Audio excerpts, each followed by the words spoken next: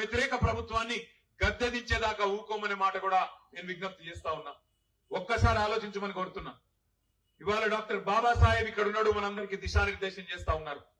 ఆ బాబాసాహెబ్ రాసిన రాజ్యాంగం ఆధారంగానే, అందులో పొందుపరిచిన ఆర్టికల్ 3 ఆధారంగానే మనం రాష్ట్రం తెచ్చుకున్నాం. లేకపోతే ఎన్నటికీ వేరుపడే అవకాశం కూడా ఉండకపోతుండే ఆంధ్రప్రదేశ్ లోకి వెళ్ళి. డాక్టర్ బాబాసాహెబ్ చెప్పిన మాట, బోధించు, సమీకరించు, పోరాడు. అదే అంబేద్కర్ తత్వాన్ని వంట పట్టించుకున్న మన నాయకుడు లక్షల సంఖ్యలో ప్రజల్ని సమీకరిస్తూ తెలంగాణ రాష్ట్ర ఏర్పాటు అవసరాన్ని వాళ్లకు బోధిస్తూ, ఎక్కడ ఏ సమస్య వచ్చినా తెలంగాణకు పోరాడుతూ, బోధించు, సమీకరించు, పోరాడు అనే అంబేద్కర్ తత్వాన్ని వంట పట్టించుకొని ఆనాడు కేసీఆర్ గారు 14 ఏళ్ల పాటు ఆనాడు ఎత్తిన జెండా దించకుండా కొట్లాడితేనే బాబాసాహెబ్ రాసిన రాజ్యాంగం ఆధారంగా మీ అందరి పోరాట స్ఫూర్తితోనే తెలంగాణ వచ్చిన తెలంగాణలో ఆ మహనీయుని గౌరవించుకోవడానికి ప్రపంచంలో ఎక్కడా లేని విధంగా 125 అడుగుల అంబేద్కర్ విగ్రహాన్ని హైదరాబాద్ నడిబొట్టున అక్కడ నిలుపెత్తు విగ్రహాన్ని ప్రతిష్ఠించి జాతీయ స్థాయిలో, అంతర్జాతీయ స్థాయిలో పర్యాటకులను ఆకర్షించే విధంగా ఆ మహానాయకుడి గొప్పదనం ప్రపంచానికి తెలిసే విధంగా ఆయనను అద్భుతంగా గౌరవించింది కేసీఆర్ ప్రభుత్వం. అంతేకాదు డాక్టర్ బాబాసాహెబ్ అంబేద్కర్ పేరు తెలంగాణ సెక్రటేరియట్ కు పెట్టిన ఒకే ఒక్క ముఖ్యమంత్రి భారతదేశంలో కేసీఆర్. ఇంకెవరు కూడా ఈ భారతదేశంలో అంత గొప్పగా డాక్టర్ బాబాసాహెబ్ ని గౌరవించిన ముఖ్యమంత్రి ప్రభుత్వం లేదు. అంతటితో ఆగలేదు. దళితుల జీవితాల్లో ఒక అద్భుతమైన మార్పు తీసుకురావాలని చెప్పి కొద్ది మందికైనా సరే దఫాలుగా న్యాయం చేసుకుంటూ పిండి కొద్ది రొట్టె అన్నట్టు వంతుల వారీగా, దశల వారీగా రాష్ట్రంలోని మొత్తం 18% జనాభా లక్షలాది దళిత కుటుంబాలకు న్యాయం చేయాలన్న ఉద్దేశంతో ఒక దళిత బంధు అనే పథకాన్ని తెచ్చిండు. సరే, దాని మీద కూడా చాలా మంది చాలా మాట్లాడిండ్రు. ఇప్పుడున్న ముఖ్యమంత్రి రేవంత్ రెడ్డి ఆనాడు మాట్లాడిండు. ఇప్పుడున్న ఉప ముఖ్యమంత్రి బట్టి విక్రమార్క మాట్లాడిండ్రు. ఏం చెప్పిండు? కేసీఆర్ 10 లక్షలు ఇస్తుండు, మేము 12 లక్షల రూపాయలు ఇస్తాం అని చెప్పి చేవెళ్లలో మల్లికార్జున్ ఖార్గే గారు, ఆల్ ఇండియా కాంగ్రెస్ కమిటీ అధ్యక్షుడు, ఆ పెద్ద మనిషిని తీసుకొచ్చి ఆయన చేతుల మీదకి వెళ్లి ఎస్సీ ఎస్టీ డిక్లరేషన్ అని చెప్పి ప్రకటించి రాష్ట్రంలోని దళితుల ఓట్లు కొల్లగొట్టింది. ఒక 12 లక్షలు ఒకటే కాదు చెప్పింది, ఇంకా చాలా ముచ్చట్లు చెప్పిండ్రు. ఎస్సీ ఎస్టీ డిక్లరేషన్ ల 26% రాష్ట్రంలోని దళితులు, గిరిజనులు కలిపితే 26% ఉన్నారు. అన్ని ప్రభుత్వ పనులల్లా 26% మీకు ఇస్తామని చెప్పిండ్రు. అట్లే మీకు తెలుసు, లెక్కలేని మాటలు, ఒకటి కాదు రెండు కాదు. కేసీఆర్ 10,000 ఇస్తే రైతులకు నేను 15,000 ఇస్తా. కేసీఆర్ ముసలోళ్లకు పెన్షన్ 2,000 ఇస్తే నేను 4,000 ఇస్తా. కేసీఆర్ ఇంట్లో ఒక ముసలవ్వకో ముసలయ్యకో ఇస్తుండు, నేను ఇద్దరికి ఇస్తా. అత్తకు 4,000, కోడలకు 2,500. చెప్పిరా లేదా? వచ్చినాయా? మరి మన అక్కడ ఫ్లెక్సీలో రాసుకున్నారు, ఎల్లారెడ్డి అభివృద్ధి ప్రదాతనట. 18 నెలల్లో ఎల్లారెడ్డి అభివృద్ధి ఏం జరిగింది? అక్కడ పైసలు వచ్చినాయా? కొత్తగా ఏమైనా తండోపతండాలు సీక్రెట్ గా అమెరికాకి వెళ్ళి వస్తున్నాయి. మీకు అమెరికాకి వెళ్ళి ఏమైనా వస్తున్నాయేమో, మీరు మాకు చెప్తలేరు కానీ ఎక్కడ మరి ఎల్లారెడ్డి అభివృద్ధి ప్రదాత? ఒకసారి ఆలోచన చేయమని కోరుతున్నా. దళితులకు మాటిచ్చిర్రు ఎస్సీ ఎస్టీ డిక్లరేషన్ లా. ఏం చెప్పిండ్రు? దళితుడు ఇల్లు కట్టుకున్నా, గిరిజనులు ఇల్లు కట్టుకున్నా 6 లక్షల రూపాయలు ఇస్తామన్నారు.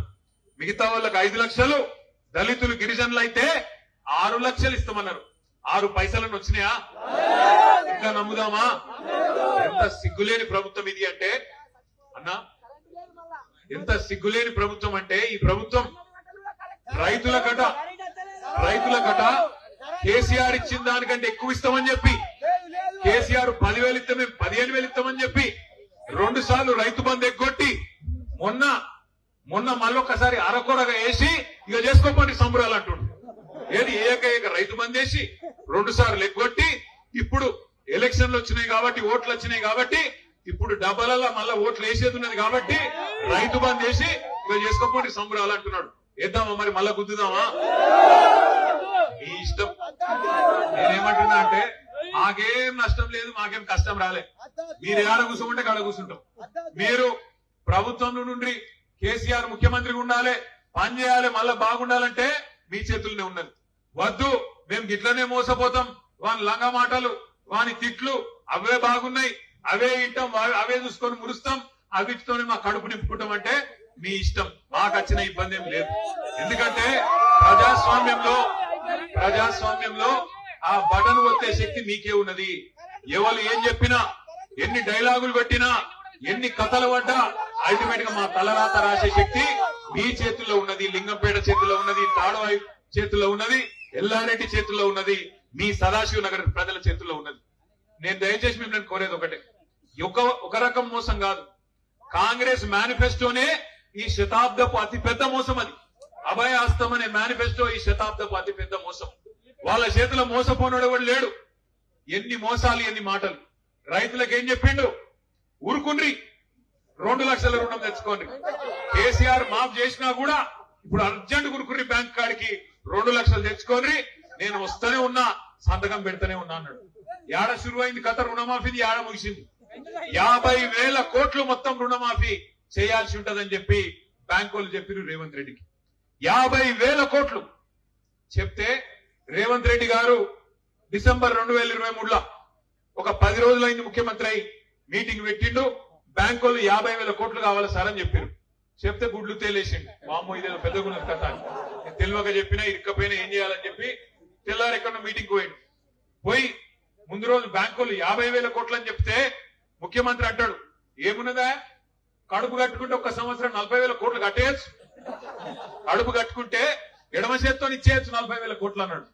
40,000 కోట్లకు ఆయన 10,000 మింగేసిండు తెల్లారి వరకు. మళ్ళా తెల్లారో మర్నాడు కేబినెట్ మీటింగ్ పెట్టిరు, మంత్రులందరూ కూర్చొని తెల్లారు కేబినెట్ లా 40,000 కోట్లు కాదు 31,000 కోట్లే అన్నారు. మళ్ళా 9,000 మింగింది, 31,000 కోట్లు అన్నారు. సరే అది కూడా ఏందో చూద్దాం అనుకుంటున్నాం. మళ్ళా మేమందరం, నేను ప్రశాంత్ నా అసెంబ్లీకి పోయినాం, సీనన్న కౌన్సిల్కి పోయింది. పోతే బడ్జెట్ పెట్టిరు. బడ్జెట్ లో చూస్తే 26,000 కోట్లే అన్నారు. మళ్ళా 5,000 కోట్లు మింగింది. 50,000 ఇవన్నీ అనుకుంటే మళ్ళా తెల్లారో మర్నాడో ఆయన నెలకో 2 నెలలకో ఆ ఉప ముఖ్యమంత్రి గారు చెప్తున్నాడు, బ్యాంకులతో మాట్లాడుకుంటే ఇంగ్లీష్ లో చెప్తున్నాడు, మనము పైసలు వేసినాము కానీ మొత్తం అందలేదు అన్నాడు. ఎంత వేసినామని చెప్పిండు ఎరికేనా? 12,000 కోట్లు. కథ మొదలైంది 50,000 కోట్ల కాడ, కథ ముగిసింది 12,000 కోట్ల కాడ. అంటే మరి 38,000 కోట్లు ఏడవైనాయి, ఎక్కడికి పోతున్నాయి? ఎటు పక్క మాట టకీ టకీ మనం పడుతున్నాయి అన్నాడు. టకీ టకీమని ఒక రాహుల్ గాంధీ ఖాతాలో మాత్రం జోరుదారు పడుతుంది. టకీ టకీమని మూటలు మాత్రం ఢిల్లీకి పోతున్నాయి. మా ఆడబిడ్డలు ఉన్నారు కాడ, అమ్మా తులం బంగారం వచ్చిందా? 2,500 వచ్చిందా? మళ్ళా ఓటేద్దామా కాంగ్రెస్ కు? ఎత్తిరి కదా ఎల్లారెడ్డిలో. మరి మీ మనసును ఒడగొట్టుకుంటారు, ఆయన తెచ్చుకుంటారు. నేనేమంటున్నా అంటే ఒక్క మాట మీరు యాద పెట్టుకోండి. ఒక బోనస్ అన్నాడు, 500 రూపాయల బోనస్ వచ్చిందా? అన్ని పంటలకు బోనస్ అన్నాడు. ఎలక్షన్లకు ముందేమో దొడ్డు వడ్లకు బోనస్, ఎలక్షన్లు అయినా మొత్తం బోగస్, ఏం లేదు. నేను ఇదివరకే చెప్పిన అసెంబ్లీలో మళ్ళీ చెప్తున్నా, ఈ ముఖ్యమంత్రిలో ఒక అపరిచితుడు ఉన్నాడు లోపల. ఒకడు రాము, ఒకడు రెమో. ఆ రెమో ఎట్లుంటారు కథ అంటే, రాము అనేటోడేమో అందరికి బోనస్ ఇస్తా అంటాడు, దొడ్డు వడ్లకు ఇస్తా అంటాడు, సన్న వడ్లకు. రెమో అనేటోడు ఏం చెప్తాడు, నేను ఎప్పుడన్నా బోనస్ లేదు మన లేదు అంటాడు. రాము అనేటోడేమో మరి బయటకు వచ్చేమో ఈ ఆంధ్ర కాంట్రాక్టర్లకు, ఈ ఈస్ట్ ఇండియా కంపెనీలకు కాంట్రాక్ట్లు పోతున్నాయి, కేసీఆర్ ఉండగా నేను వచ్చినాక మొత్తం మార్చేస్తా అంటాడు. ఇప్పుడు రెమో అన్నట్టు ఏం చెప్తాడు, మళ్ళా ఆంధ్రలోని పిలిచి వాళ్ళకి పెద్దపీట వేసి మళ్ళా కాంట్రాక్ట్లు వాళ్ళ చేతుల్లోనే పెడతాడు. చెప్పుకుంటా పోతే 1-2 కావు, రేవంత్ రెడ్డి కథలు 100 ఉన్నాయి. ఒక ఎస్టీలను రైతులనే కాదు, ఆడబిడ్డల్ని మోసం చేసిండు, ఆఖరికి మన పిల్లల్ని మోసం చేసిండు. కేసీఆర్ కేటీఆర్ 2 ఉద్యోగాలు ఉడగొట్టుర్రి, నేను 2 లక్షల ఉద్యోగాలు ఇస్తా అన్నాడు మొదటి సంవత్సరంలో రాహుల్ గాంధీ. వచ్చినాయి ఎల్లారెడ్డిలో ఉద్యోగాలు బాగా బరాబర్ వచ్చినాయి. మీరు అవద్దని చెప్తున్నారు. రేవంత్ రెడ్డి చెప్తుండు, సంవత్సరానికి 60,000 ఉద్యోగాలు ఇచ్చేసిండట, మిగతా ఇస్తాడట. ఎవరికైనా సిగ్గని ఉండాలి, మంది కుట్టిన పిల్లలు మా పిల్లలు అని చెప్పుకుంటారు ఎవడన్నా? కేసీఆర్ ఇచ్చిన ఉద్యోగాలు, కేసీఆర్ గారి టైంలో ఇచ్చిన నోటిఫికేషన్లు, ఇంటర్వ్యూలు అన్ని అయిపోయి కోర్టులు ఆగితే నువ్వు వచ్చినాక కాగితాలు ఇచ్చే అధికారం నీ చేతికొస్తే అవి నేను ఇచ్చిన ఉద్యోగాలని చెప్పుకుంటాను. సిగ్గున్నదా ఏమన్నా ముఖ్యమంత్రి గారు? కేసీఆర్ కట్టిన ఫ్లైఓవర్లకు రిబ్బన్లు కట్ చేయాలి, కేసీఆర్ గారు చేసిన ప్రాజెక్టులు అక్కడ పోయి నెత్తి మీద నీళ్లు చల్లుకోవాలి, కేసీఆర్ ఇచ్చిన ఉద్యోగాలకు కాగితాలు ఇవ్వాలి, నేనే చేస్తున్నా అని చెప్పుకోవాలి.